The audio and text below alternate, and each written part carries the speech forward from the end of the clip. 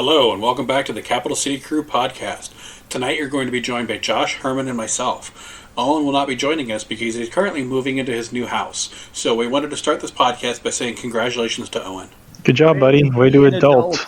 You guys said way to be an adult at the same time. We're in sync. This podcast really got us in the same level. And soon they will become the same person. You could say that we're already like Nexus. Okay. One of us. But on with the show.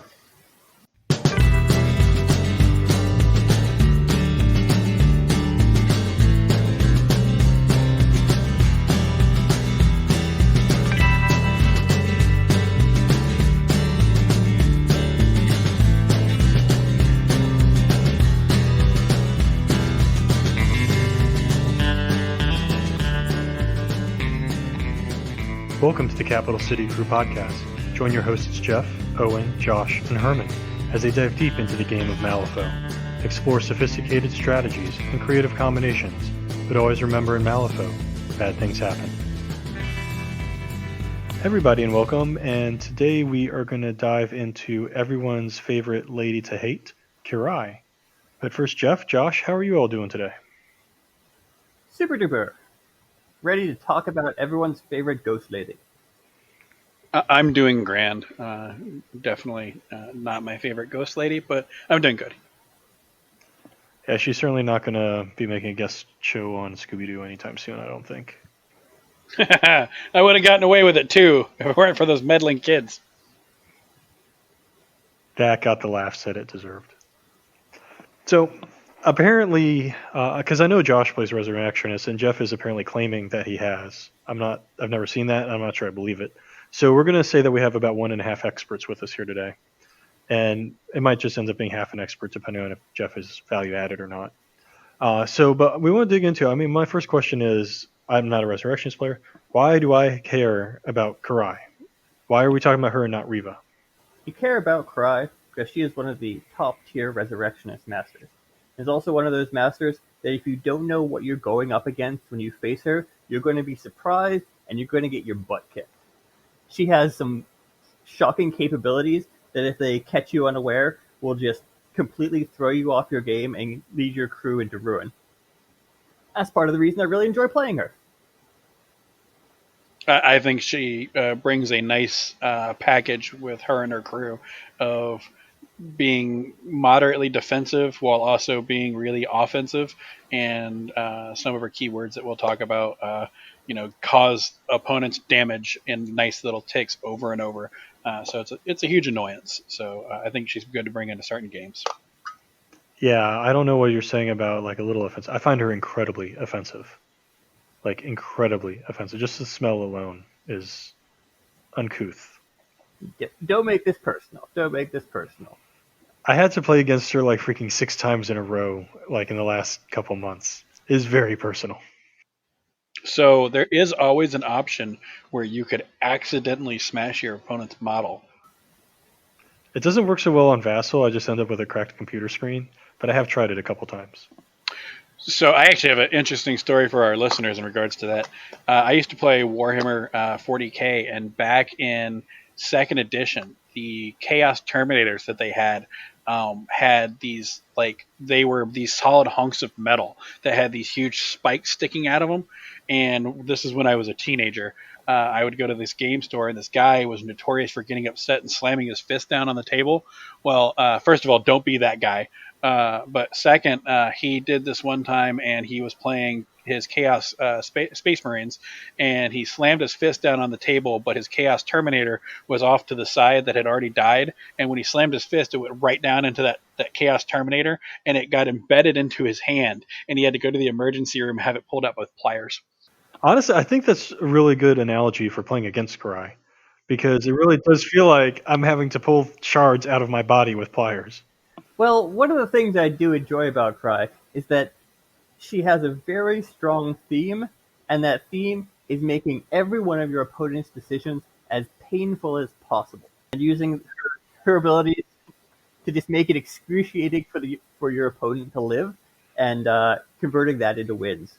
So don't hold me into suspense here. What is it that she's doing that's making me rock myself to bed in the fetal position, weeping at night? What makes her scarier than the Dreamer and Lord Chompy Bits? You can start with her iconic Arami keyword ability, Vengeance, which is after resolving an action that targeted and damaged this model, the attacking model suffers +1 damage, +1 being the Vengeance number. Most of the models in her crew have this ability, and as a result, if you attack them and don't kill them, you're taking damage. So as you try to hurt her, you're hurting yourself. Okay, so Vengeance is already filling me with a lot of Righteous Fury. What else are we stacking in there? Please tell me she has to deal with terrain, right? Uh, oh, I have some bad news for you. One of the other things that she's famous for are her ghosts. Her crew is replete with models that have incorporeal.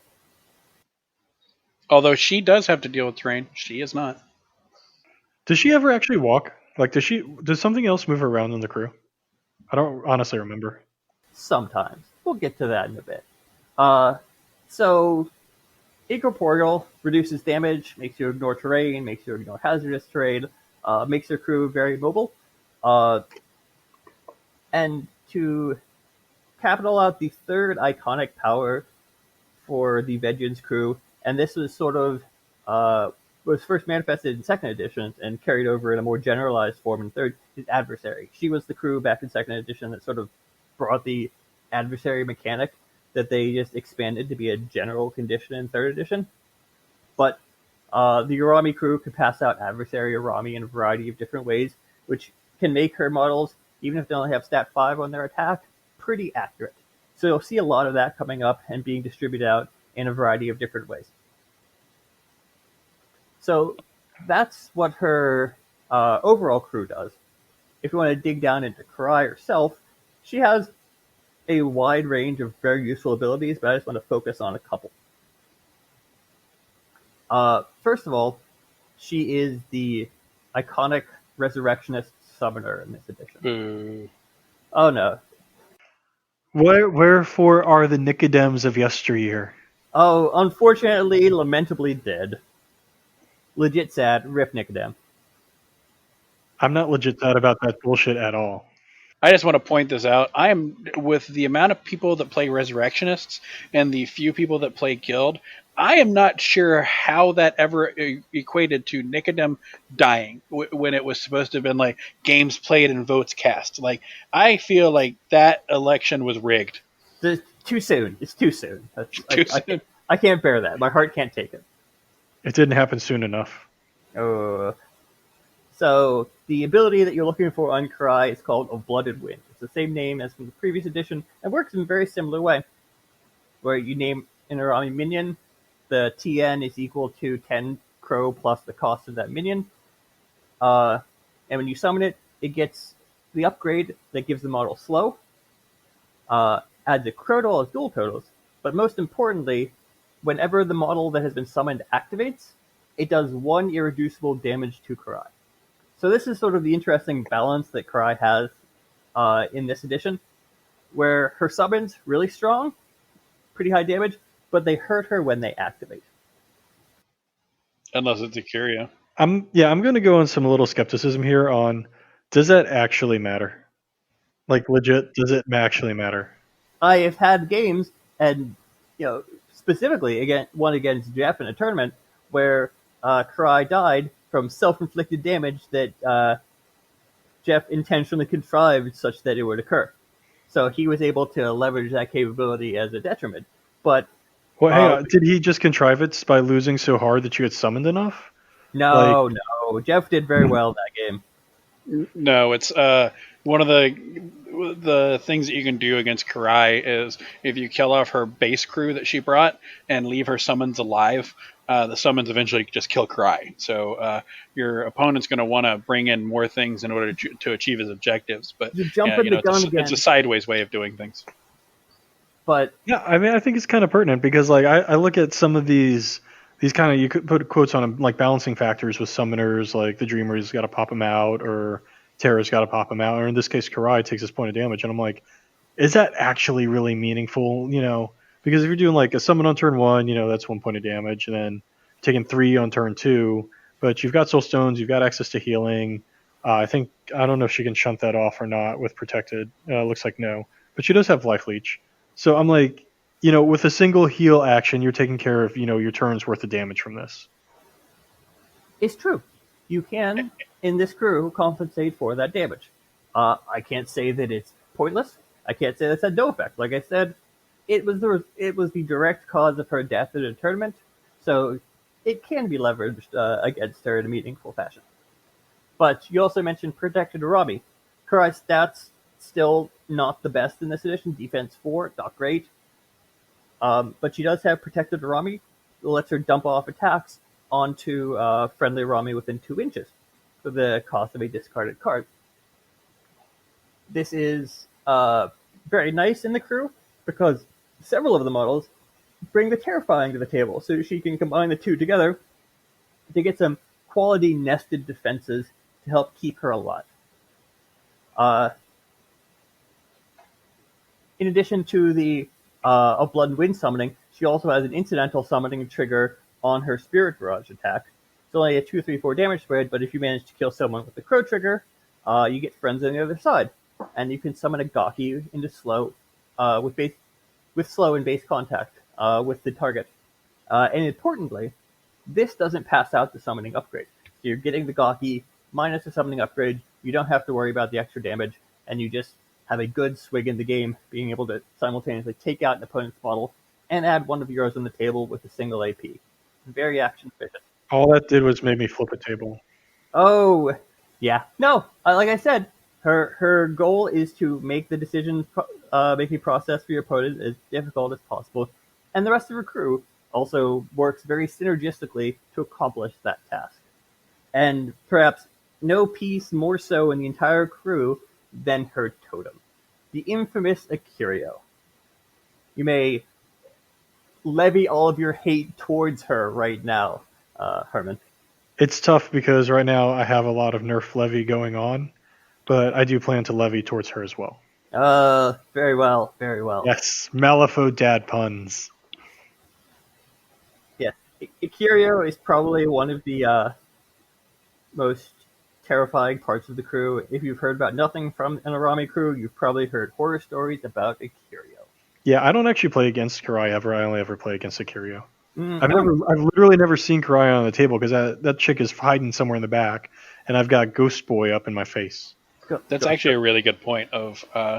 Kirai herself she is the master of the crew, but she's not the thing that you need to be scared of. Like, she's just a summoner, and then her abilities are just kind of eh. She's the equivalent of probably like a 7-8 soulstone model. But Akiryu is the thing that makes her dangerous, and is the thing that you should look out for the most. You are essentially reliving the Salem witch trials here, where she is sicking her spirit on you. Oh yes, it's going to go the Japanese route for the Grudge or the Ring in this case. But the thing that terrifies people the most about Akirio is her irreducible damage. She has the Death Touch melee attack 1-inch range, stat 6. It's the same attack you see on Leviticus for 2-3-4 irreducible damage. And if the target is killed by this action, the model heals 2. So irreducible damage is spectacular in this edition. It is unlike Levy, though, the good thing about hers is she doesn't have she has a built-in crow, but it doesn't do the what's the trigger that increases damage by 2? Yeah, she doesn't have a necrotic decay, but unfortunately she does have onslaught, which sucks ass. Yes, she has a bevy of quality triggers on that: puncture, onslaught, feast of vengeance, which is the trigger to heal a friendly leader 1, 2, 3 after you kill a model with this trigger. Okay, so, again, so that damage that she takes from the upgrade does not matter. The damage it gets worse. Almost all of her summons have this, and it gives the summons a built-in crow, so they literally all get to do this. It's true. Defensive-wise, Ikario is a mixed bag. On one hand, defense 3. On the other, incorporeal terrifying 11. So, and also vengeance 1. So you're facing off against Ikario. You get through her terrifying, you get through incorporeal, and you're taking damage when you attack her. There's just a lot of things about Akirio that make her a very scary model to face. But what really seals the deal about Akirio is that you can bring her back. Though she's an enforcer, and though she's Kirai's totem, she has the Kirai Soul ability, which lets Kirai summon her as if she were a minion, and she doesn't attach a Vengeance upgrade whenever she is summoned. So she doesn't gain slow, she doesn't do damage to Kirai when she activates, and you just have a renewable resource of unimaginable pain to throw at your opponent. I do want to point out, like, typically one of the counters to a big monster like this, typically like things like chompy bits, somebody that you're scared of, would be to give them slow and hinder them in some way. Except she's got shrug off, so if you put slow on her, she doesn't really care. She's still going to use all of her AP. Yeah, I learned about that one the hard way, going up against her the first time. This really gets back to what I said at the beginning, that if you don't know what you're facing with Kirai, you're in for a bad time. But moving on with our crew. Hang on a second. We're going to take a break after this, but one thing I wanted to really touch on with Akirio specifically is the order in which she gets summoned versus the order in which you put her down. Can you kind of talk about that a little bit, that specific tactic? I was going to save that for later. But, yes. So, Akirio is resummonable. What that means is that if you kill her at the wrong time, after she's activated, but before Kirai is activated, you will have killed a model that has already gone this turn, and Kirai can just summon her again. Then you have a second Akirio in your face. And this sounds like a scary tactic, and it is. If you're fortunate, you can pull this trick off and get 2 full activations out of Akirio in a single turn. More realistically, this won't happen very frequently, because after the first time your opponent sees it, they'll be scared to death of that for the rest of their life. They will never want to see that, and they will put a great deal of effort into trying to time that Akirio death so that you can't pull that off. But that's okay. You can use that fact to your advantage, because you can bait out activations from their beaters by charging Akirio into their midst. You can, even if you lose initiative, reliably expect them to target Akirio first before she activates, so you can't get 2 full turns out of her. You can use that to force your opponent to make subpar decisions, because they do not want to have to face 2 full Akirio activations in a turn. I want to point out a lot of Kirai players rely on the Akirio crutch and will use this as a one-trick pony, so don't rely on this as a one-trick pony. But if you have an opponent that is bringing Kirai with this one-trick pony, and you're playing Recover Evidence, stick an evidence marker on Akirio, because it's really funny to have that evidence marker just brought right up to you, and you just pick it up after you kill her. Yes, she'll get to go and resummon again, but you just scored a point. Strat-wise, if Recover Evidence is on the table, I just don't bring my totem. I just rely on summoning her first turn, so you can't do that. So, Akirio is both a speed bump and a existential threat. You can use her as a tar pit, run her up, knowing that she will, even if she is killed, you can bring her back. If she's not killed, you're tying up their models. So you don't have to treat her like a speed bump, but she is definitely a tar pit. And the tar pit approach is something that I'll touch on when we get into tactics. It's a really good way of impeding your opponent's crew by throwing highly dangerous yet sacrificial models at them in a way that many crews cannot. Most things cannot afford to throw a model as high damage and high power as Akirio into the meat grinder, knowing that they'll be killed. But in her case... Don't worry, Herman will still do it. Hey, sometimes it works out. Most of the time it doesn't. Okay, so we're going to take a quick break here, but when we get back, if this hasn't pissed you off enough like it has me, we're going to talk about all the other models that come in the crew, because these 2 are coming for free.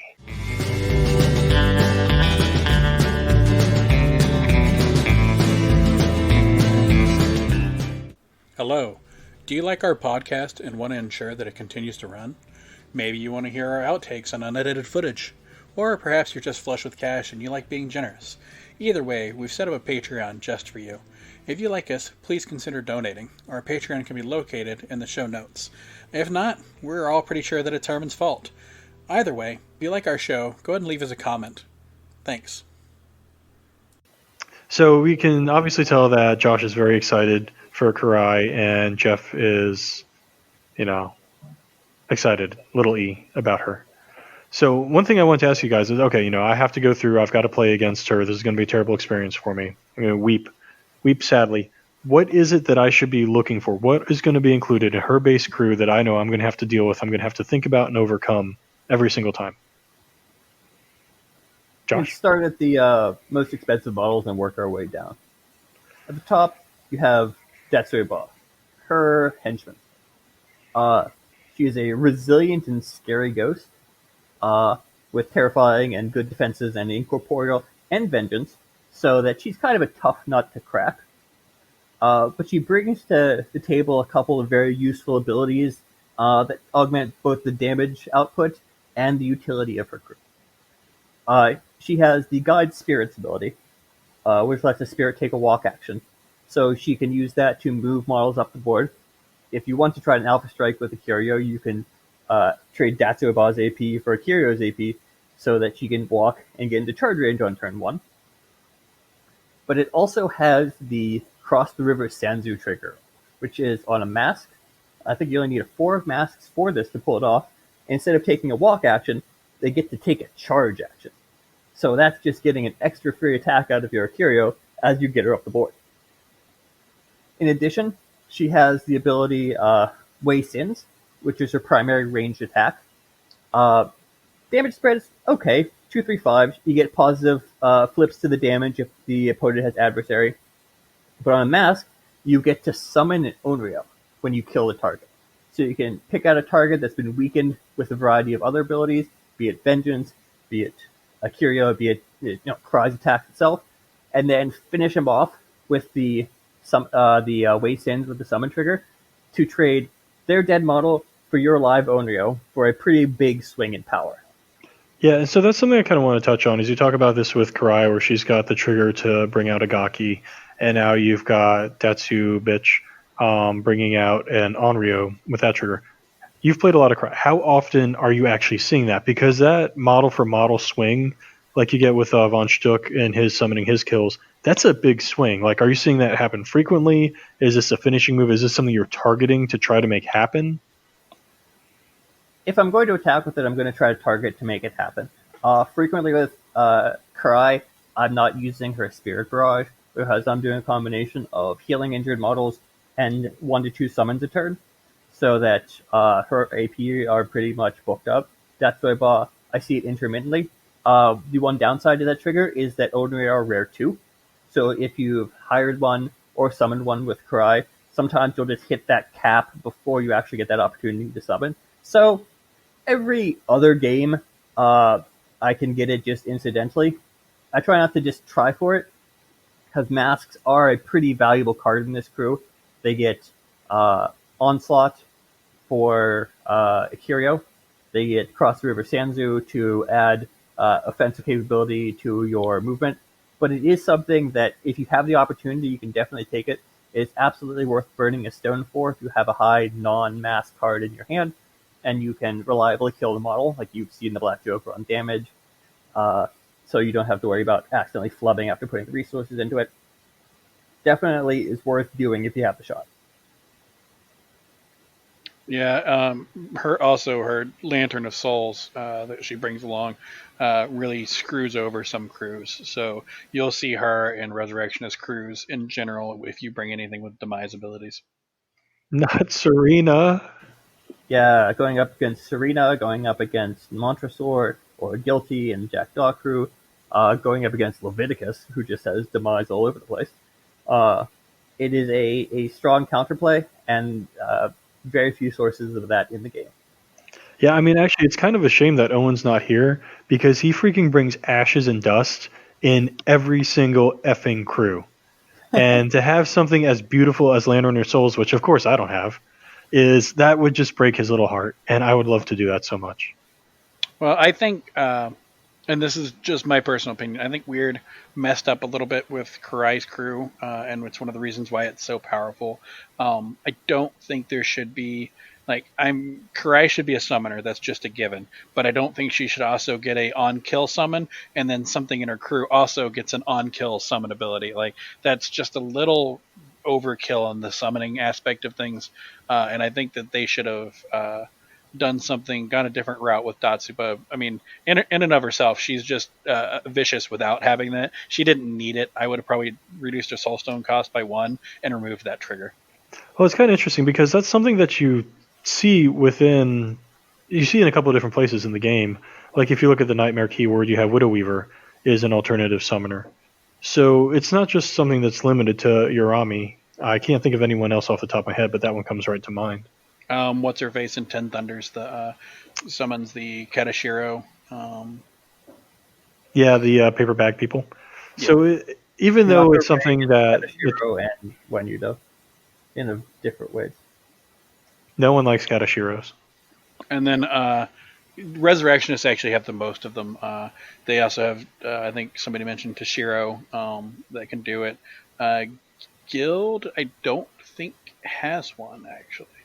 No, Rezzers going way back are the summoning faction. I'm not surprised that they have more summoning stuff at their disposal. Even when they went down to fewer direct summoners than in the edition change, Resurrectionists still bring a lot more summoning to the table than other factions. Yeah, but I would have preferred for it to be something like, yes, Widow Weaver can summon, but she doesn't really have a way of reliably getting scrap markers. Like she can do it in the game, but like you're either killing something or you're killing you're bringing a Wicked Doll and turning it into a Stitch Together or something along that line. So I would have rather have seen a more difficult type of thing. Then maybe my problem is mostly just Kirai also having if I kill something, I get to summon stuff too. Maybe your problem is just Kirai. I think we have a name of the episode right there. Okay, so obviously we've gotten to the D's alphabetically here. What is the next letter in your list? Oddly enough, J. It's like I planned that. The alphabet is not my strong suit, but so that we have and Jakuna Umwe, who is less of a guaranteed pick than Datsurba, but still a very strong piece. Her big shtick, and this again is carryover from earlier editions, is she's a large base model that can put up a 3-inch aura of hazardous terrain 1. Act inside that aura, and you take 1 damage. This really plays into Kirai's crew in trying to make your opponent's life as difficult as possible. You roll her up in the middle of the crew, throw up the aura, and then suddenly, every time your opponent tries to do something, they get hurt.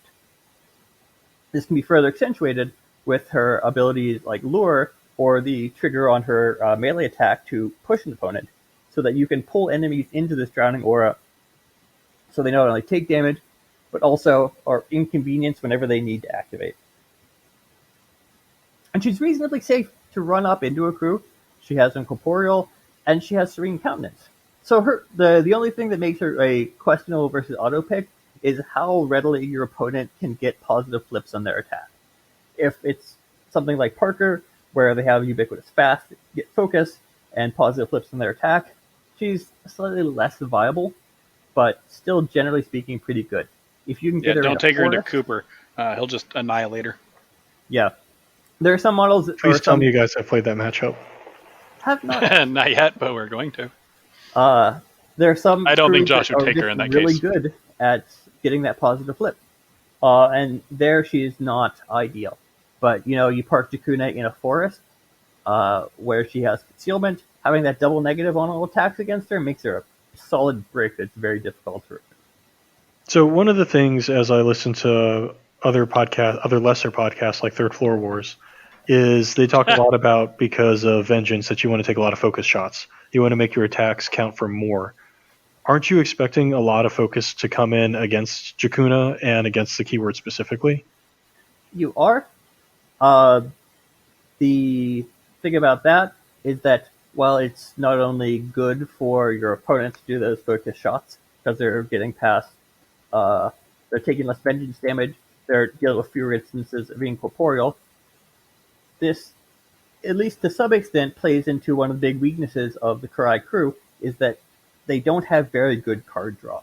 So actually getting fewer attacks in on you helps you with your own hand management. If you know you're only going to get one attack a turn instead of two, you can more reliably cheat that one good card to stop that one attack rather than hoping you have two good cards to stop two. So there's some give and take in that regard. And I will tell you, with Jakuna specifically, uh, helped massively change how the game went when I was going against Josh. The attack, she flipped a red Joker, and I flipped a low card. It was something like a 5 on one of the attacks that she made, and so with the you can't cheat because it's the red Joker, and so her severe plus the hazardous aura and the move that she gets with the, I think it's a ram trigger, something to that effect. Mash. Did, I believe it was 7 damage in one hit, and I was like, that didn't feel good. Yeah, no, it is brutal when she really lands a heavy attack on you. But yeah, you're expecting fewer attacks to come in. You can capitalize that a little bit by needing fewer cards to defend against them.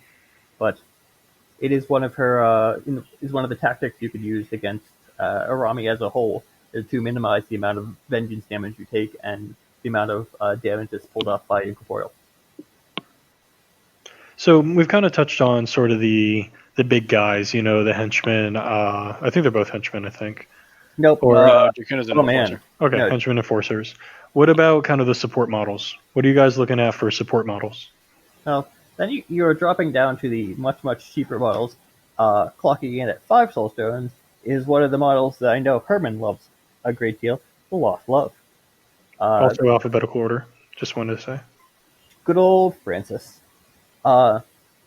Brings to the table more vengeance, has the cool Demise Haunt ability that if you do kill him, he passes out adversary to everyone within a pulse 2 of him. But the thing you really bring him for, or at least what I really bring him for, is by your side. To discard a card, to have him placed within 2 inches of a friendly non-minion model that shares a keyword, means that you can just get some really unparalleled maneuverability out of Francis. And he has some good utility on top of that. Dispel Magic to remove conditions, and Soothe Spirits to heal your models with the Burnout trigger, so that a model could, instead of healing a bunch, suffer 2 damage and gain fast. Does it actually suffer 2 damage, though? Yes, because Incorporeal is attack actions only. It only reduces damage from attack actions, so it does not reduce the damage from Burnout. That's not like with Teddy, though. If you use Burnout on Teddy, Teddy only takes 1 damage. Just want to point that out. Because he has armor. Yeah, Armor is, on one hand, a generic damage reduction that hits everything. On the other, can't reduce it to 0. So there's some trade-offs there. Also, it's never going to get used on Teddy because you'll never see that model on the table. True. Your 10 Soulstone models are garbage. I will say that Lost Love prefers to be called Ajax, not Francis. Wow. Yep, I went there. Wow, that is a very meta joke. I'm going to spell it out for you. That is a very infinity joke, I think. I just love how a guy from the guild had to die in order to get useful abilities. I think the Lost Love himself is kind of counteracts that whole Jakuna or Kirai taking damage. Just his healing alone is pretty good. So. Oh, absolutely. But the by your side, one of the big weaknesses for by your side when you see it in, say, a Von Shook crew, is that it only applies to non-minion models. So as the game goes on, your opponent takes out your valedictorian, takes out Anna, you're losing models that you can buy your side to. Ikirio is an enforcer. So Kirai can repeatedly summon an enforcer back into the game that Lost Love can buy your side to. So you can get a great deal of distance about summoning an Ikirio up the field, having her move into an advantageous position, and then have Lost Love just bounce to her and go off and do some scheme running. I use them as not only a utility support piece, but as the surprise scheme runner who can get into some very distant positions pretty easily to do some like clutch claiming of ski marker or placing of ski markers or picking up evidence markers. It's a great surprise. That's cool. That's like several models within Resurrectionist that have by your side. Hey, Herman, remind me again, how many models do Neverborn have by your side? What is divide by zero, sir? Infinite. Oh, You have oh, infinite models that have by your it's, side. A little bit of math humor right there. no, Neverborn players aren't bitter about all these cool abilities. Not at all. No, I mean the thing, honestly, like as much as I hate by your side, and believe me, I do. That's mostly a von Stuck problem for me. The thing that he's got me with freaking Francis is that dispel magic, because I was trying to control things with conditions, and Ajax. Ajax just blew me up right there. Oh, funny story about models that people hate. A couple of weeks ago in the Capital City Crew podcast group chat, someone asked the question of the top 5 models or things that you hate in this game, and it was like by your side, Akirio, and Manos. And I'm like, hey, that just sounds like my crew. It warmed my black heart. Yeah, well, Manus can go find a fire and die in it. No, he can't die. He's simply too resilient for that. But That's why he's a problem.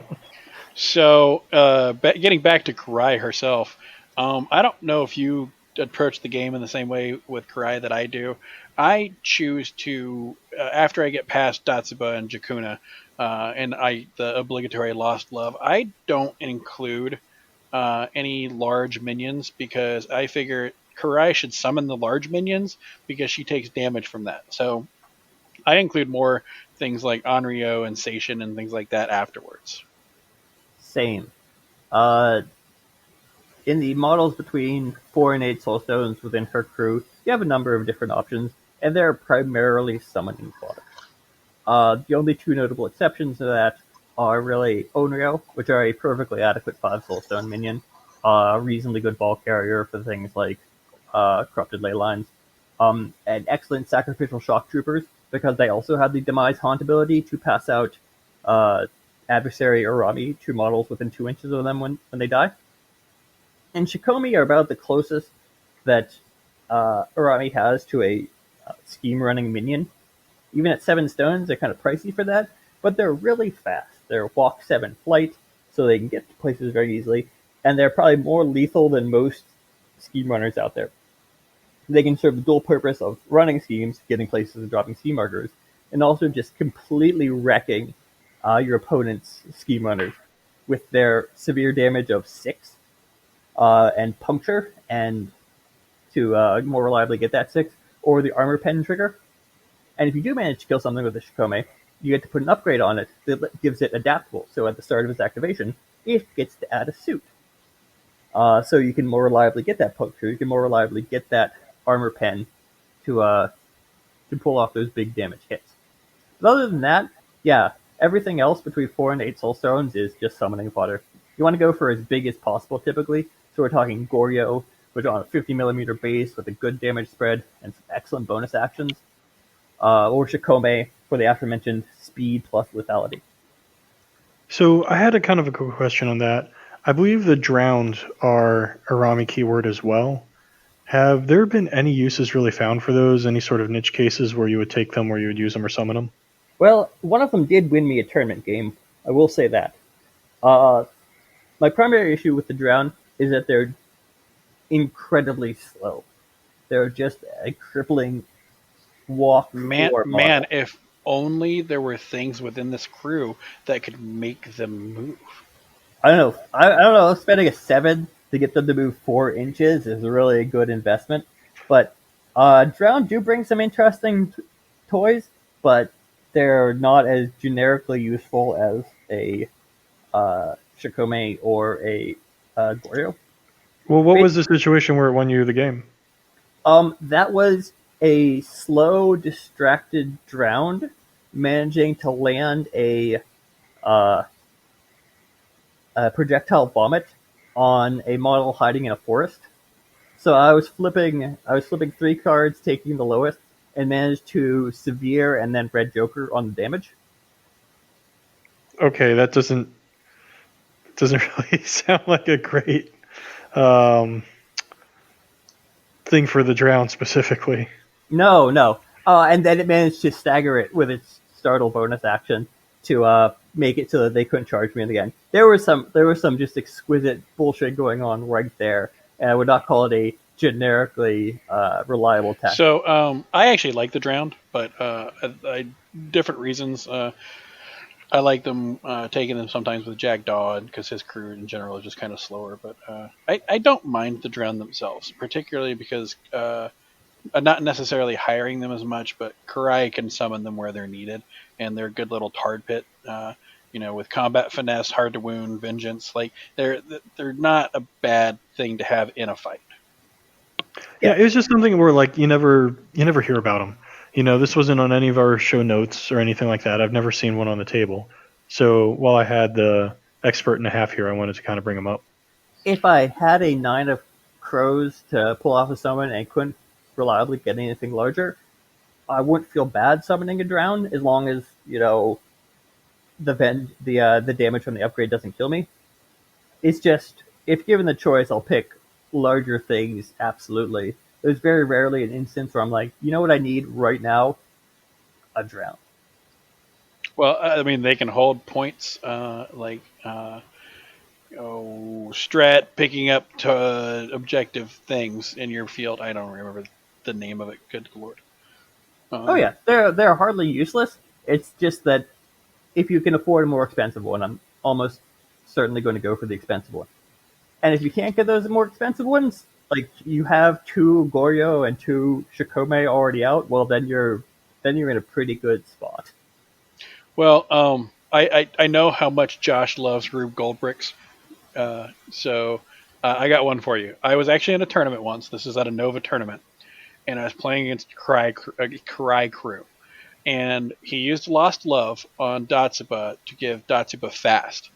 So Datsuba has fast. She does whatever it is, denial, sand, whatever. She makes a Onryu charge in. Onryu does his attack on something.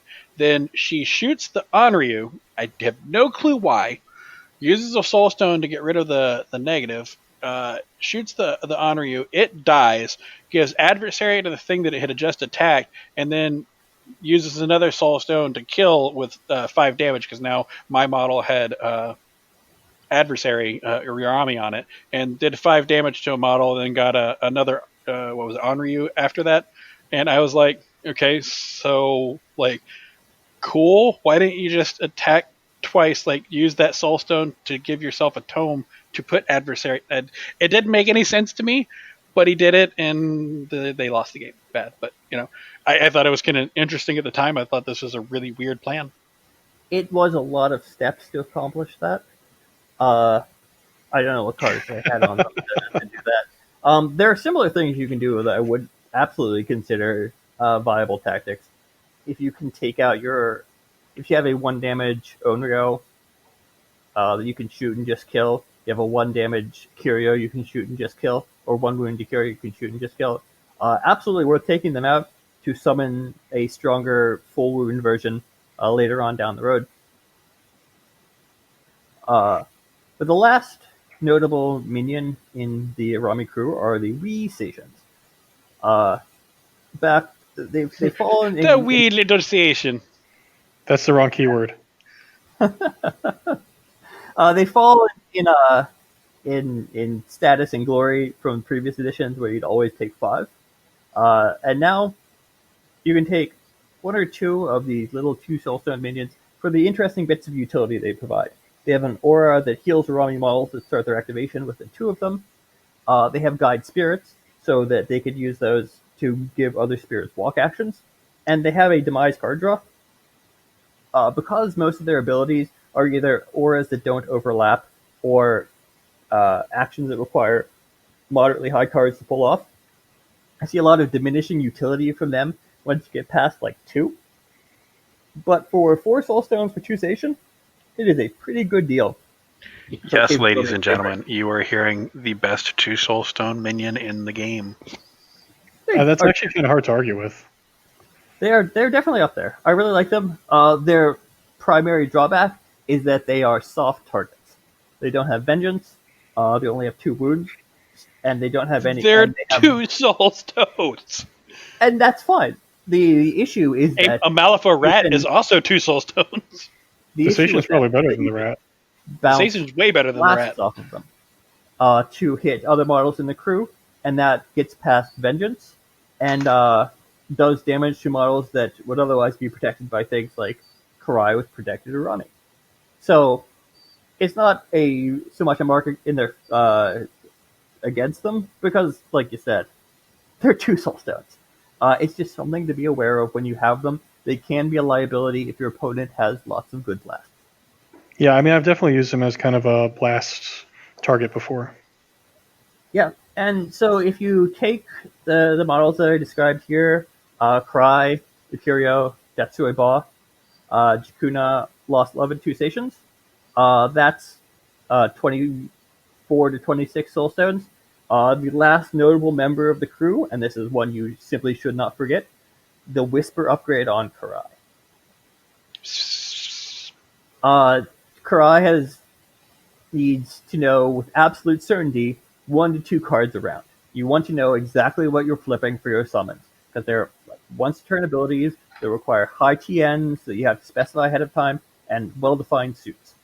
So having the Whisper to be able to know exactly what you're getting, and to carefully calculate the exact amount of soul stones you want to spend to accomplish a task is just invaluable. I'd make the argument I don't see a reason not to take the Whisper on most leaders within the Resurrectionist faction. I mean, you have some ridiculously good upgrades in that faction. It's true. They really do. Kirai, I think, is the one that needs the Whisper the most. The Whisper is really beneficial for a lot of them. There's some question about Killer Instinct versus the Whisper as specific tech picks for your more offensive masters going into crews that have a high likelihood of terrifying. But the Whisper on Kirai is just an auto take, in my opinion. Remember, he also said it was auto take on Von Stuck. Also, auto take on what's her name with the flute, Chiaki. Highly useful on Chiaki. Absolutely essential on Kirai.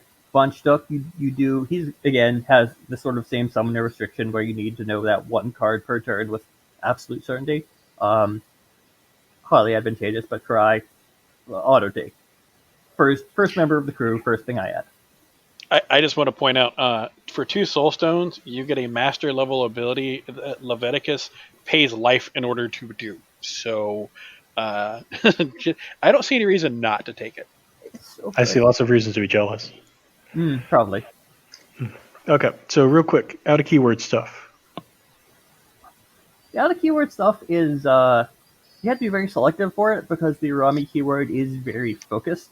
The adversary condition, most of the abilities just trigger off of Urami. So you need to have something that brings utility to the table that you just otherwise wouldn't be able to get.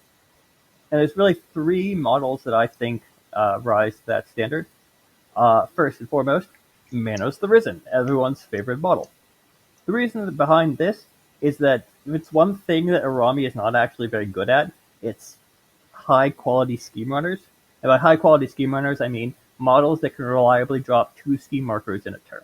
They can do 2 scheme markers. Wait, there are models that do that? Fuck Neverborn. Oh, yeah.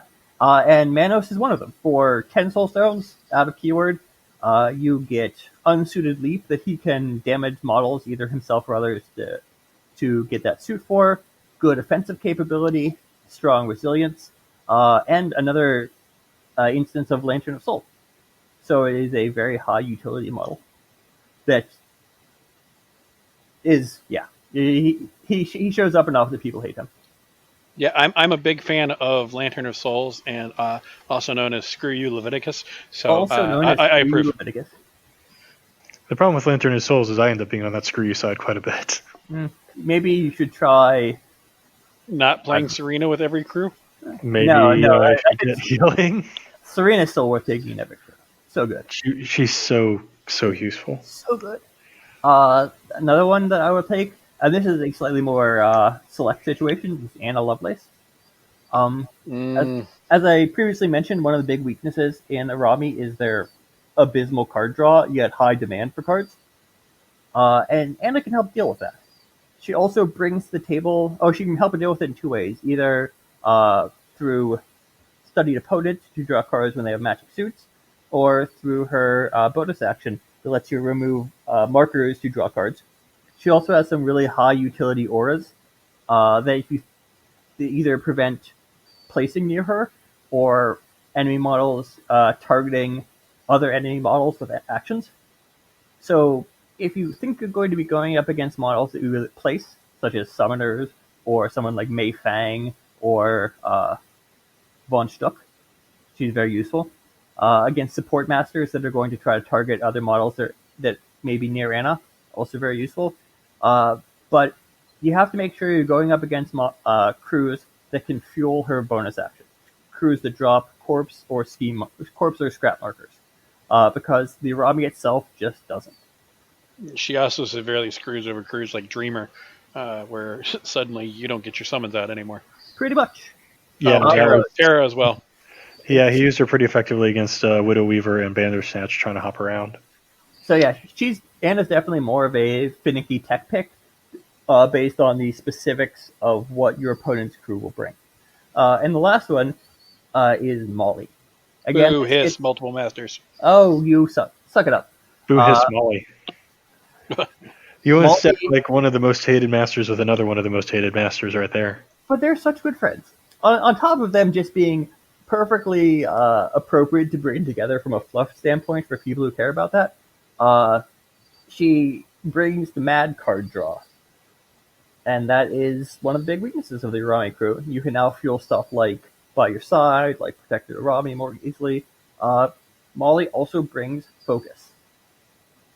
There are not very many instances of abilities within the Arami crew that hand out focus, so having someone that can do that pretty casually is a big benefit to the crew. Other than that, you're largely wanting to stick within your keyword. What about you, Jeff? Any off-the-wall ideas? I will say I don't like the multiple master things, but I do think that the Kirai Molly tag team duo is really powerful because if somebody decides that they're going to use one of the tactics we're going to talk about against Kirai, where you try to go all out in Kirai and you use your hand to basically deplete Kirai's summoning ability. Molly can get you some of those cards back, but on top of that, she punishes you for not having cards in your hand. So Molly is a very good counter to that. So be aware of Molly. She can cause you some problems. That's in tournaments that allow multiple masters, but it is an issue to be aware of. Thankfully, they banned those in the UK, where we don't play. Or in friendly games, but I don't know what sort of friendly games you would bring Kirai Molly into. Our friendly games. Our games are not friendly; they are life and death. I will say, in the past, I would have brought Archie, but when Archie got his nerf, he became not as useful. The big thing with Kirai is because her larger beaters that she brings with her crew, she's summoning in the bigger minions, and you're not hiring them, so you've got a lot of leeway within her crew to take other things that you need. A dead rider is never a bad thing to look at, especially depending on what the strats and schemes look like. So those are things to keep in mind. All right, so we're going to take a break here, and then we come back. We'll talk a little bit of tactics on both things that she's going to do to you and things that you are going to do to her.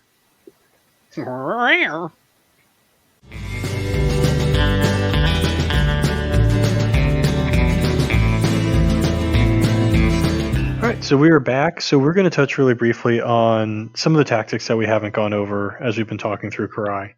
So let's talk about kind of like what's her threat range. So one of the things like, when we go through like the Von Stuck episode, we talk about, hey, Valedictorian, she's going to get to you, but it's going to be, if you can manage that range, you can manage how much she gets to you. What about Kirai? What sort of distances are we looking at for her? Depending on exactly what you bring in your crew and what resources you're willing to put into it, she has a very highly variable threat range. Just for the models alone, they're pretty fast. We're talking walk 5 to walk 6. Sicurio is walk 6, threat range 1. No one has 2-inch melee in this, but we have a lot of walk 5, walk 6, 1-inch melee, so that's pretty fast. Then you start throwing on things like Guide Spirits, which is giving your minions a walk action. And these walk actions, by virtue of being corporeal and flight, are typically not impeded by terrain at all. In fact, you can use terrain to your advantage in these cases, move up and hide behind walls, and you can just run straight through when you have another action. So that's adding extra movement on top of all these things. So instead of being a walk plus charge away, you're now just a charge away from a model that's 12 inches away from Kirai. And you can further augment this with things like Datsuba's Cross the River Sanzu. So you can have them take a walk action and then suddenly a charge action. So you're getting 12 free inches of movement out of a model in one turn, plus an attack action. So you can get them up in their face from a massive distance away quite quickly. You can couple that with Burnout from The Lost Love to, hypothetically speaking, get somewhere between 4 and 7 attacks out of Datsuba, or no, out of a Kirai from 12 inches away on a single turn. Coupling with that, one of the worst things that you can do, which we mentioned earlier, is killing a Kiryu in the middle of the turn after she's already gone. But if that happens, the worst thing that can happen following that is if Kirai goes last.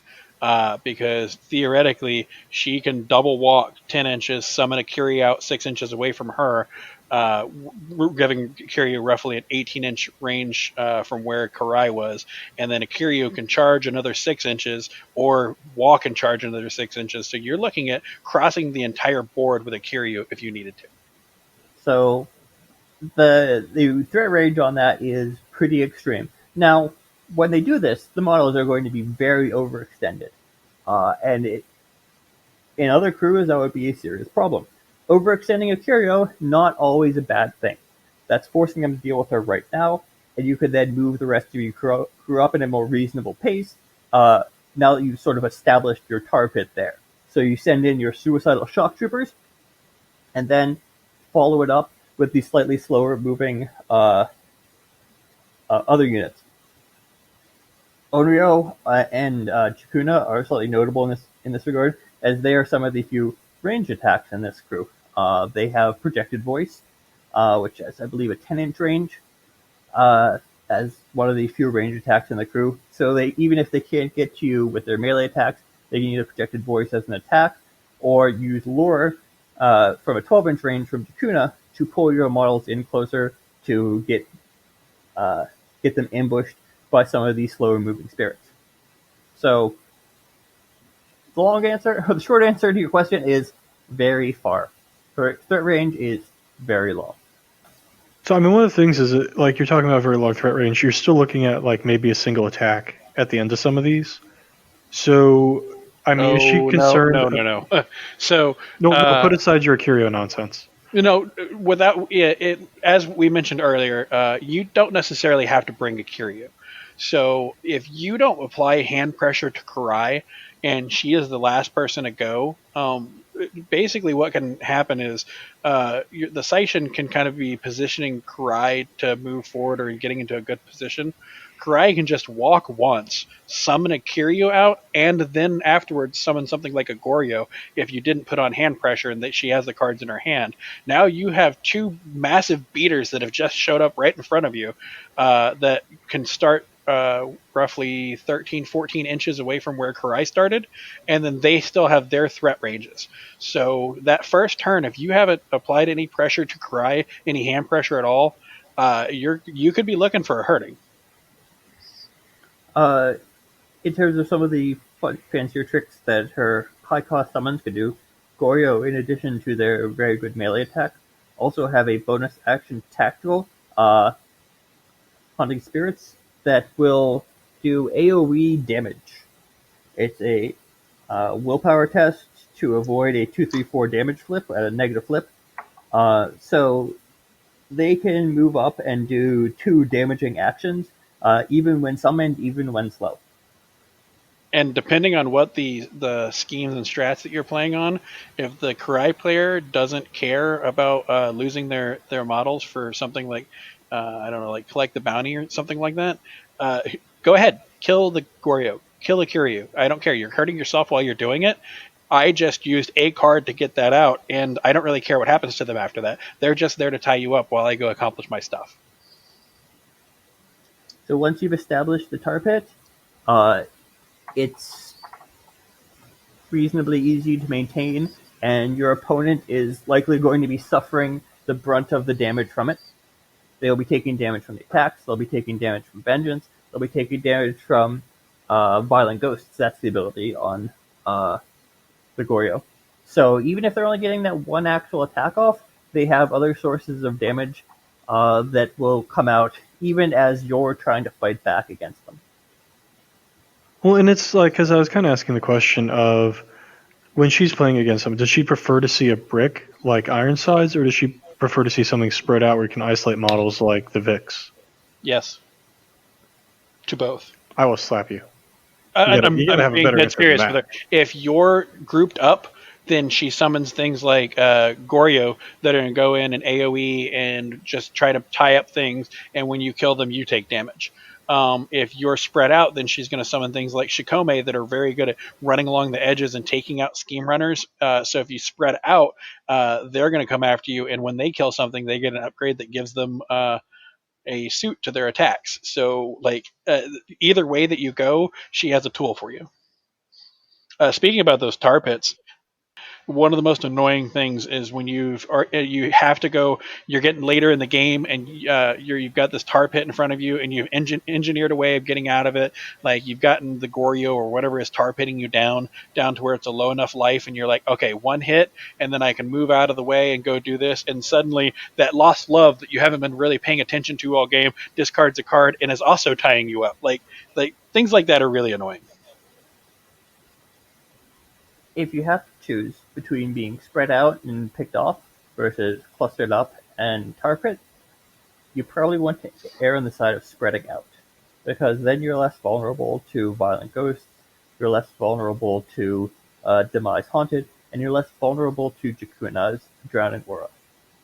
Staying spread out lets you at least mitigate some of the close range AoE effects that the crew has, so that you can minimize the hurt that you are experiencing. Yeah, you're gonna have to weigh your keyword, and if your keyword's abilities are worth it for with the thing that you're going against here, because it's never a good idea. You're trying to apply hand pressure on her. It's never a good idea for her to force you to take multiple willpower tests and things like that to avoid taking massive damage. Okay, so then what does she not like to see? So we've talked about hand pressure a lot. So I'm guessing she's not going to see like a lot of things like Lucius, like Nelly, that are going to have like those discards built in.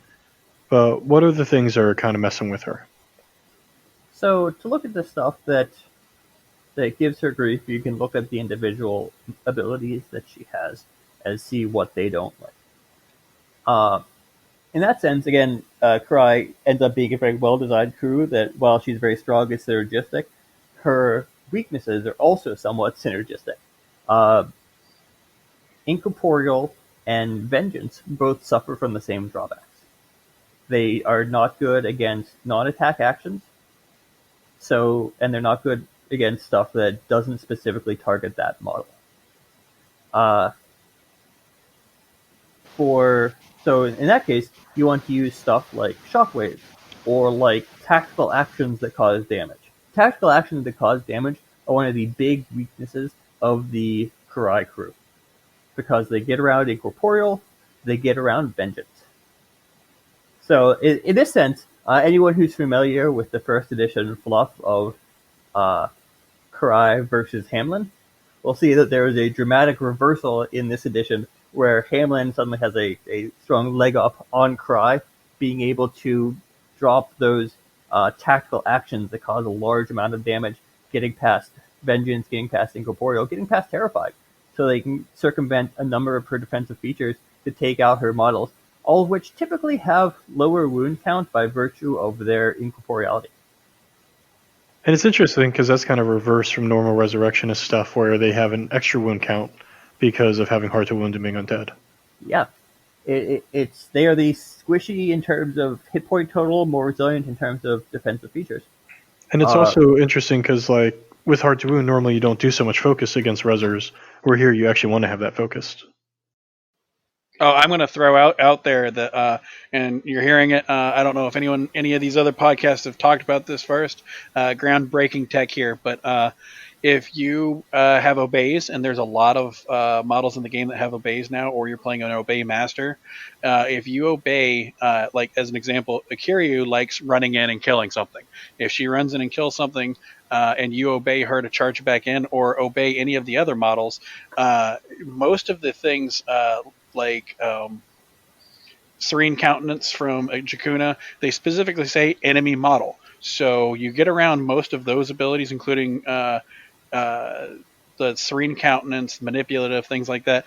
But if nobody's ever looked at the actual definition or the Vengeance ability itself, it says after resolving an an action that targeted and damaged this model, the attacking model suffers +1 damage.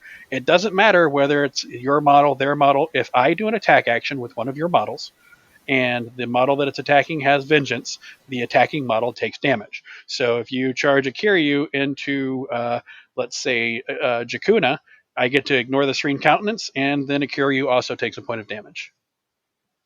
Boom, groundbreaking tech. I mean, Obey is always powerful, and obviously we all enjoy Kirio hurting herself to hurt you.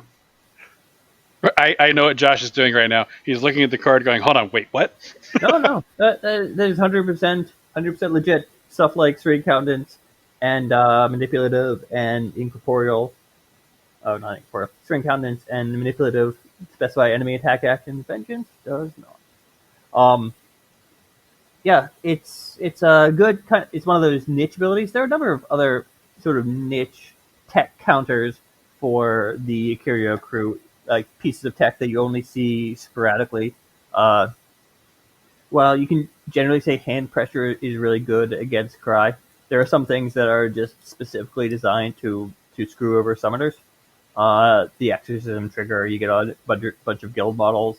Gravity Well from Anna and from Eric Schottmeyer in the Von Schill crew prevent placing, so you cannot place within 6 inches of them, which can limit your options. And if you have a slow model like the Drowned, you can't then charge them into Eric because they won't have the melee reach for it. But those are more situational pieces. I mean, I think that's actually something to ask right up front. Is there a lot of 2-inch reach in the crew? There is not 2-inch reach. There is 0 2-inch reach in her entire crew. There's 0 2-inch reach, and there's 0 min 3. And that's another big feature. Hard to Wound is remarkably effective against an Arami crew. Because if you can keep them to weak damage, that's 2 damage. And that's not very good for an 8 Soulstone model to be hitting for a mighty 2 damage. So similar thing, if you have Hard to Wound and armor, looking over at you, Von Stuck, it's a pretty good crew to bring up. The only thing you need to watch out for is a Kiryu that's just going to bypass all your stuff. Shikome as well. That can get the armor pen trigger. True. Her weak damage is not that great. And I know Akiryu being irreducible is really scary against the models that that's relevant for. If you manage to base her with something that is just a bucket of hit points and good stats, the fact that it's irreducible is not that great. It's still just a 2, 3, 4 damage spread at that point. If you're not relying on reduction or prevention to mitigate your damage, and you're just doing stuff like Hard to Wound, you can still tag her reasonably well by just soaking up 2 to 3 damage hits. Yeah, if you have a high defense model with Hard to Wound, going against a Kiryu, like you're going to tie up a Kiryu just as much as she's going to tie you up. And that gets to one of the weaknesses in her crew's mobility, is that most of her mobility tricks, the guide spirits, they are actually walk actions. So they are bound by all the restrictions associated with walk actions. So you can't leave engagement with them because it's an actual walk action. That trigger on Datsuri Boss Guide Spirits, Cross River Santo, it's a charge action. So if they are unable to take charge actions, then they can't take that action. So it you can limit the effectiveness of some of her tech by knowing exactly what it is and positioning your models accordingly. Yeah, and that's where like I had tried to come at her with a lot of staggered in order to slow down things like that. Unfortunately, I ran into the Lost Love, so that plan got a little bit limited. But there's a lot of movement of other models moving your models. Well, there's also this is where one of the reasons why Jakun is good to bring into the crew. She's got her lore, which can help you to get people out of combat if you need to.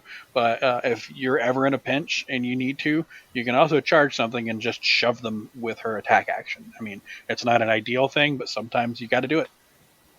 The other ability you have to concern yourself with countering when dealing with Arame is Vengeance. Vengeance is the 1 damage whenever you attack them, attack and do damage. The ways to deal with that are, first of all, avoiding it. It is only for abilities that target the model. So again, tactical actions that cause damage, shockwaves, are good to use against it because they don't target and therefore don't trigger Vengeance. AoE damage in general is good because it only applies to the model targeted. So if you damage 4 models with Vengeance, you're only taking the damage from the one you targeted with that blast attack. And beyond that, you can just deal with that small amount of damage in the same way you'd always deal with small amounts of damage. You can get efficient healing, such as the Librarian in Outcasts that has an AoE healing pulse. You can get shielded to soak up that 1 damage. Or you can just kill stuff in as few hits as possible. Because with the way the Vengeance ability is worded, if you kill the model, it's no longer there to trigger Vengeance. So that last hit that takes it out will not trigger the Vengeance ability. So if you can just clear out a model in 1 hit, no Vengeance. Simple as that. Yeah, some of the most effective Kirai players that I've seen, they don't bother to try to beat your flips because they're resurrectionists and their stats are generally lower than yours. They just try to make sure that they'll cheat in low 5, 6, 7s in order to make sure you're on a negative flip when you're attacking them, and their incorporeal will take away 1 damage from what you're doing. But you like so that if you're hitting them for 2, they're only taking 1. You're also taking 1, and they're going to win that attrition game every time. Yeah, so I don't know if any of you all had delved into any sort of faction specific counters into her. I had dug into a little bit for Neverborn and Guild because that's sort of the area that I know about. Oh yes, I have, and I am happy to say that I can talk about at least a couple of masters now that Weird has started releasing to the public the masters that exist for Explorer Society. So there's a couple of them we're going to be able to talk about. What was that? You were chomping at the bit for this Explorer Society stuff. Oh yeah, I get to actually talk about some of these things. Obviously, I can't talk about their crews, but the keyword abilities that work. Oh, I'm so excited about being able to reveal some of these because now that Weird has talked about them, it's public knowledge, so I can mention them. Well, fire away. Awesome. Be excited. Okay, well, let's start with the most recent master that came out. Nexus has an interesting ability on its card. I had it pulled up, and there it is. We Are Legion. They have this interesting thing about putting parasites onto stuff, and whenever it puts a parasite on from the Will of Cadmus, you can see that basically you get to with the parasite you get to treat somebody as if they're a friendly model. So if you put a parasite on anything on the Kirai crew and you go to attack it, you're going to take 1 damage from Vengeance, but you can immediately turn around and give that 1 damage back to the model that you attacked because they have a parasite. And that just makes for now Vengeance is actually hurting the Kirai crew instead of helping them. The only thing is you have to get the parasite on, and that's an issue. But more will come out with that when we get to the Nexus podcast. But that's awesome. Similarly, people have seen the podcast for Cooper. Cooper can choose to suffer a negative on his damage in order to get a positive on his attack, which is great for all of these abilities like Serene Countenance and things like that, where he can choose to go that route. Or he can do the opposite, where he gains a negative on the attack, and that will usually cancel out his adversary that he puts on things in order to get a positive. And so you're wanting to look for those big, large damage hits, and his crew can do that because they can. They're basically getting a pseudo focus every time that they shoot. So those are two that I specifically bring up in this instance. I don't know if you have more that you want to mention from the Neverborn side. Yeah, so on the Neverborn side, I was just kind of going through things that I thought would be pretty useful. And one of the things we talked about kind of throughout this episode has been a lot of focus. And one of the models that's really key and really useful across all of Neverborn really is a Blackblood Shaman. Is he has that ability, if you've got a mask in hand, to zip on out, generate a corpse marker, pick that up, and pulse out focus. So if you're going through and you're playing like the Nephilim keyword specifically, you may want to think about bringing in two of them, as long as, again, you have those masks in hand, which sometimes gets a little bit iffy to have the right suits. Other things that I had was I just had Nightmare in general. That's where all of your ignoring incorporeal models are. That's Serena, Dreamer, Lord Chompy, Daydreams. Obviously, Serena's versatile. She's really useful across the faction as healing and condition removal. So she really checks a lot of boxes going into this, where she's able to offensively ignore incorporeal, defensively heal your guys, and defensively remove that adversary condition. I would also point out that Black Blood is another example of a non-attack action source of damage, and therefore is ignored by ignores incorporeal. So it is a way to pump out damage in an AoE that is not mitigated by the primary defensive features of the Arami crew. Yeah, and not only does it ignore vengeance, it also ignores incorporeal because it's not an attack action. So just splash away. Yeah, the one thing that I was a little sad about is it's not triggered by vengeance. It's true. Otherwise, we'd just get this loop that everyone would suddenly explode. I mean, what's wrong with that? Someone has to clean up after it. Oh God. So otherwise, I have actually played a decent amount of Savage, coincidentally, into Arami. And there's actually, I think, a lot of useful features in Savage keyword. Particularly, you have Frozen Vigor handing out a lot of shielded, and then you have the Garyons with an extended reach. So I've done things where, you can't charge me, but I'm going to have this focus on the Garyons, so they're going to be able to come out. They hit pretty hard. I believe they're 3, 4, 6 off the top of my head. I'm sure the internet will correct me if I'm wrong there. So you can have the Blackblood Shaman, he comes out, he pulses all that focus, eventually he'll grow up into mature, and in the meantime you have this nice little tank that's got built-in healing, built-in shielded, and built-in a lot of focus and damage. Yeah, I play my Savage keyword a little differently. You like the Garyons. I actually like the Gigants. And in a similar vein, having a Blackblood Shaman give the Gigants focus and having them throw rocks at things from behind cover and hitting a Scission and blasting off onto other things is also kind of fun.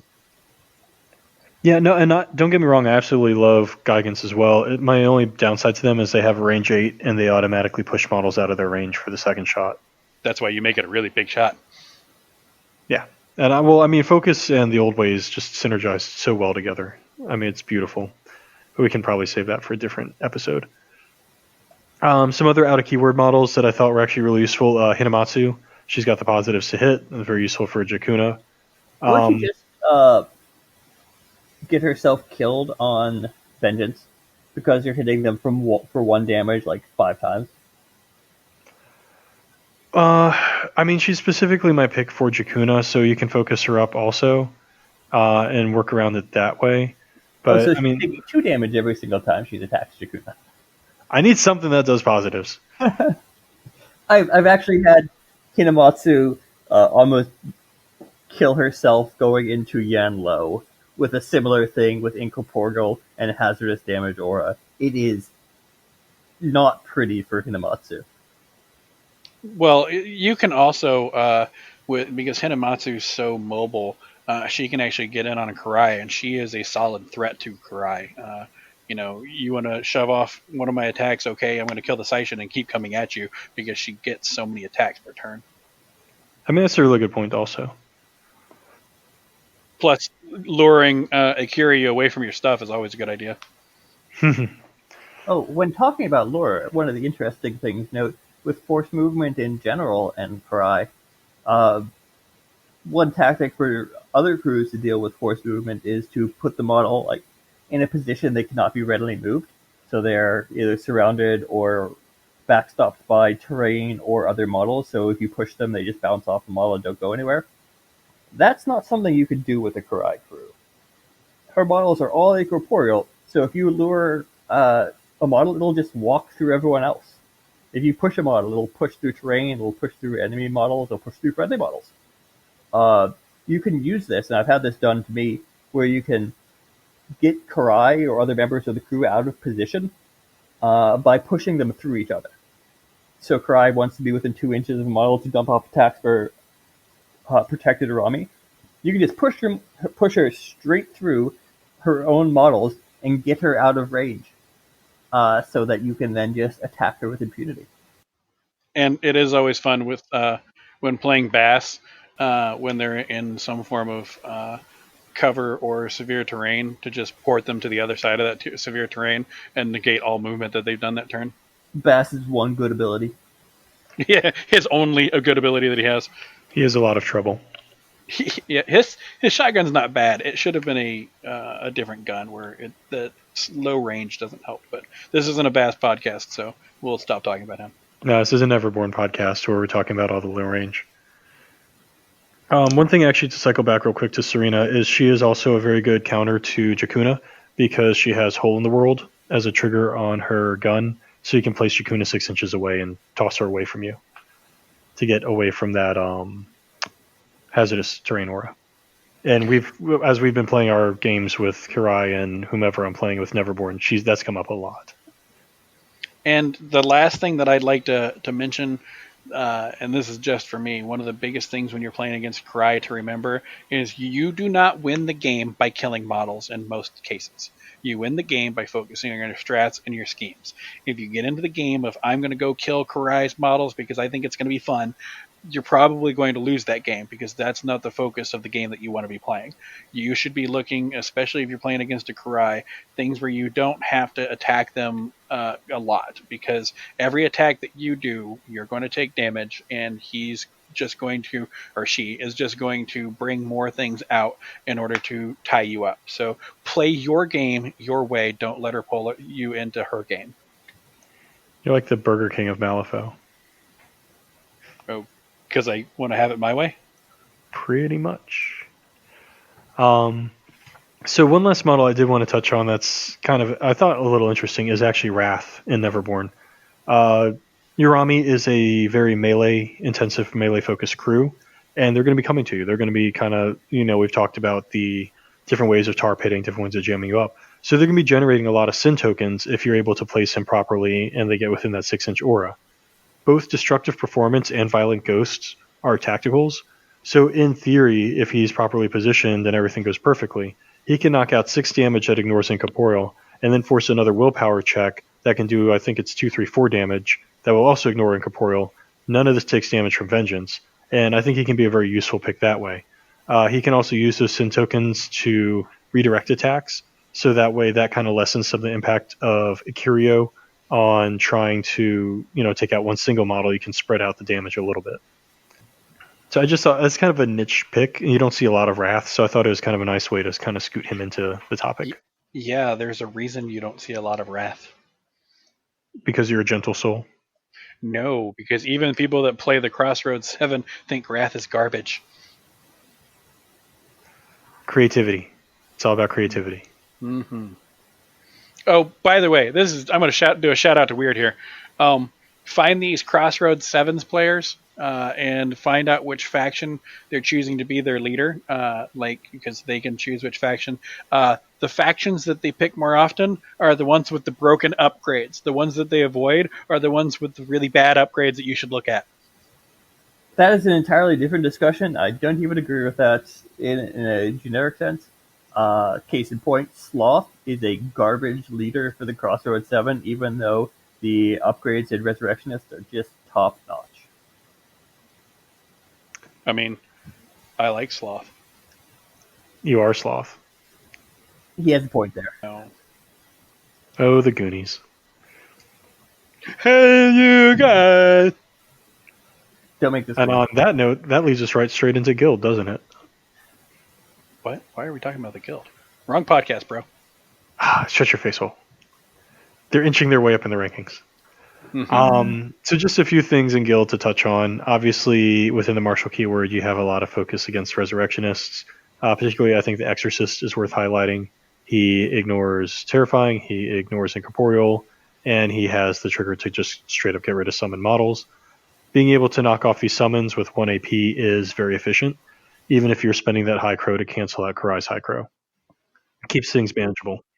In a general sense, I'm still just angry at the martial keyword because they decided to, after all of these years, still just pick a keyword and be like, oh yeah, this one counters an entire faction.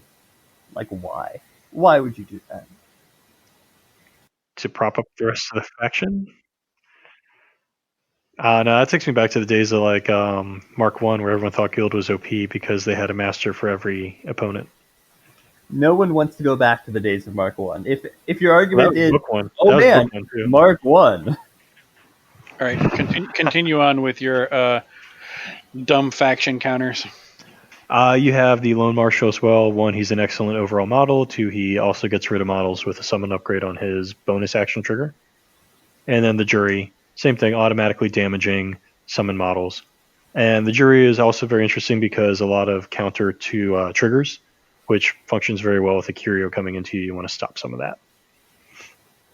You move down into then Elite Journalist. This translates a little bit over into Neverborn 2 with Lucius being double faction, but lots of hand drain, lots of pressure on Kirai's resources. You have Fiona Gage, who's one of the best tankiest models, probably in the game almost at this point. And she can take a lot of those hits that would be going into your other guys. You can force, models into her. You have a lot of shielded. The lawyers put it out. Dade puts it out. That helps to take away some of the pain from Vengeance.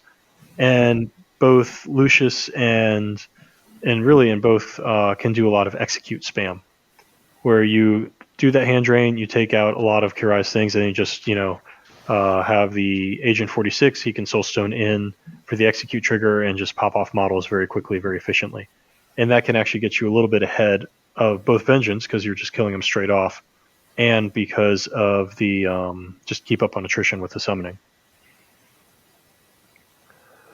Then I think actually one of the really, really good keywords to take into her is Augmented with Hoffman, because now you have a lot of that armor, you have a lot of that shielded. So she's coming into you, she's doing less damage overall. You're doing less damage or you're receiving less damage from Vengeance because you have that shielded going out there. Fiona Gage is a construct, obviously can bring her in. You have Joss with the irreducible damage, so he can actually come in. And I believe his max damage is a 6. He can make that irreducible. I'm sorry, his max is 5. He has crit strike and he can make it irreducible. So he can actually take out a Curio in one shot. So being able to take out a Curio very efficiently is really, really useful. You also have the Peacekeeper who has max damage of 6, crit strike 7, takes out the incorporeal, one-shotting a Curio again.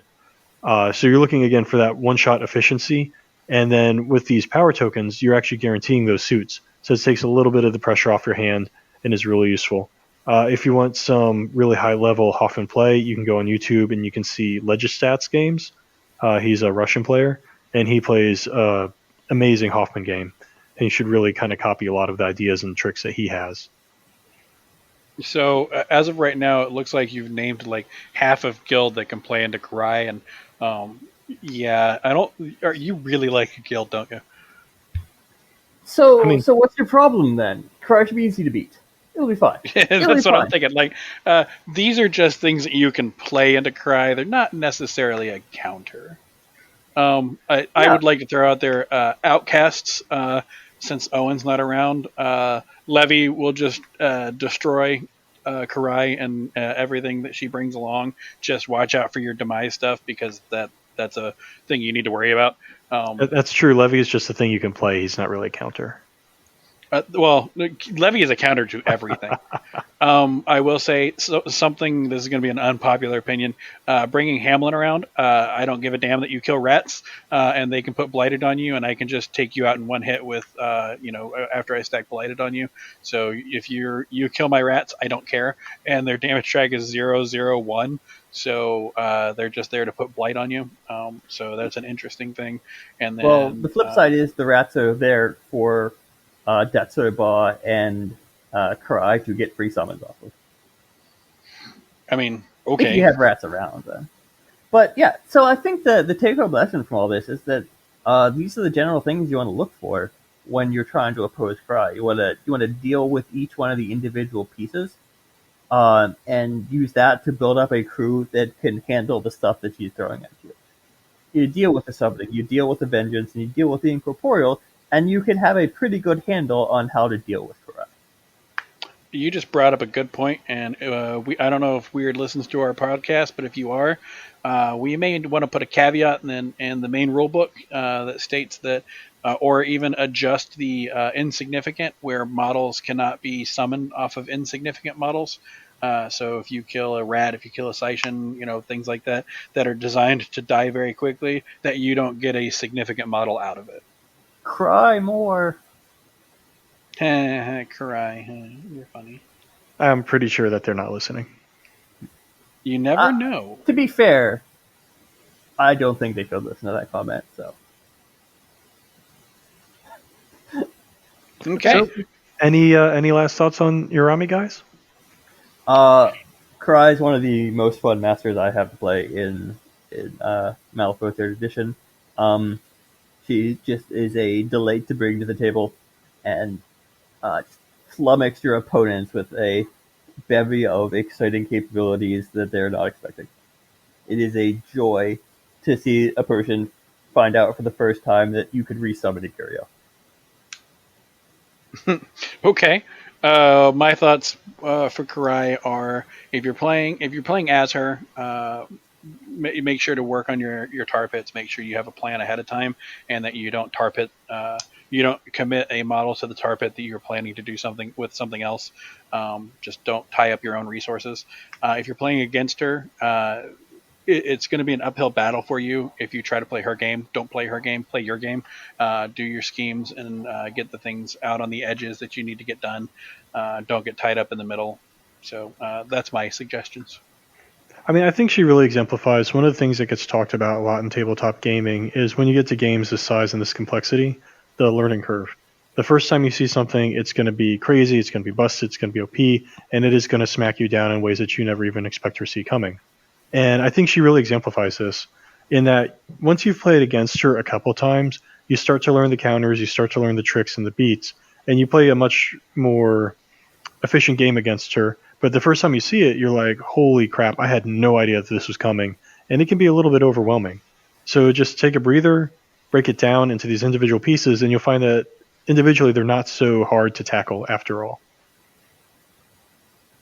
Okay, and on that note, let's go ahead and cut out. Thanks for listening to us, guys, and come back next time. Leave a comment for us if you'd like, and let us know what you think. Peace out. Any idea what's next on the list, guys? I believe a society for not exploring things. Yeah, exploring things. Who does that? We're going to be going through the Explorer Society, so expect a big release coming up to coincide with the release of the book. Hint, they're all broken. They are not all well. Okay. It's like playing against 11 Thunders. Thank you for joining us for this episode of the Capital City Crew podcast. We hope you tune in next time.